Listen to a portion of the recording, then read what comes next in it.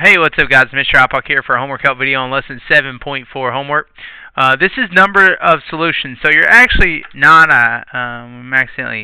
you're not actually solving the equations. You're actually identifying the number of solutions. So your goal is just to identify the number of solutions each equation has. All right. So whether that be one solution, no solution, or infinitely many. So starting with the first one. If you're doing variable constants, if you're doing it the new school way, variables constant, equal sign, you're going to go through there. Negative 6 k is a variable, so you just drop it down. 5k is a variable, drop it down. 12 is a constant, move it over, change the sign to negative. Negative 4k is a variable, move it over, change the sign. And then k is a variable, move it over and change the sign. Okay, kind of ran out of room there. So then from there, negative 6 plus 5 is negative 1k, and then 4k plus k is 5k. So then from there, negative 1 plus 5k would then be 4k equals 12. Divide both sides by 4, and you should get k equals 3, but that's not your final answer.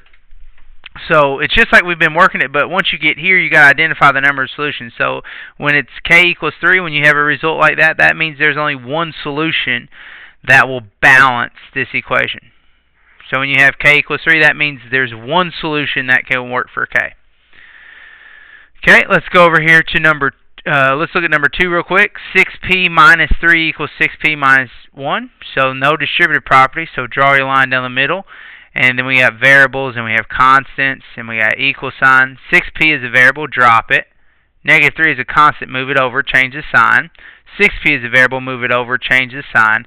And then negative 1 is a constant, drop it. So 6p minus 6p is just 0, equals 3 minus 1 is 2. 0 does not equal 2, so when you have something like this, a result like that, that means there is no solution, meaning no number will balance this equation. There's not one number that is going to balance the equation. Look at number 3. 4n minus 3n equals 2 plus n plus 4 minus 6. So same thing, variables constants, equal sign. 4n is a variable, drop it. 3n is a variable, drop it. 2 is a constant, drop it. N would come over here, and then we got plus 4 and minus 6. Those are both constants.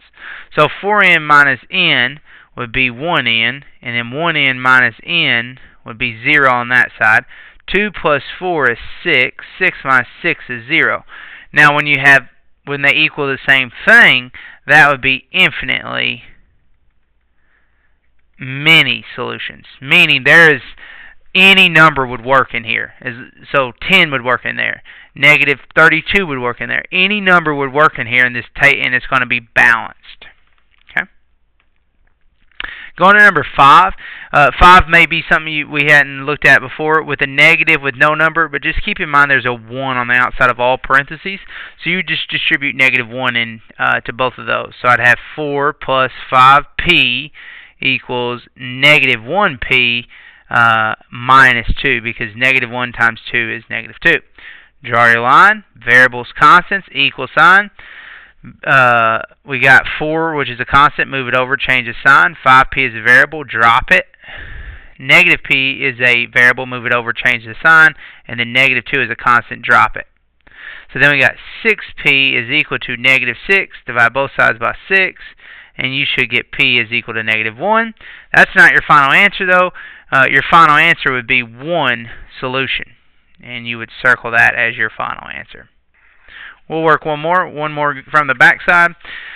Let's look at number 13 real quick. So we distribute, and then distribute. That would lead us to 18p minus 6 minus 3p equals 18p minus 6 plus 5p. So then from there, we are going to variables constants. 18p is a variable, drop it. Negative 6 is a constant, move it over, change the sign. 3p is a variable, drop it.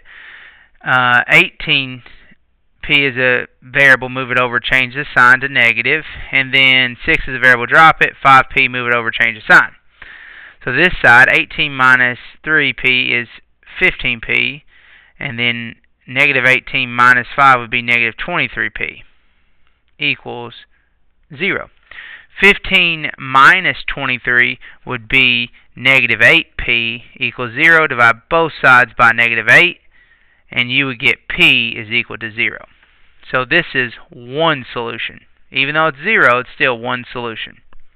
Okay. That concludes this homework help video for lesson 7.4, Numbers of Solutions. Thanks so much and have a good evening.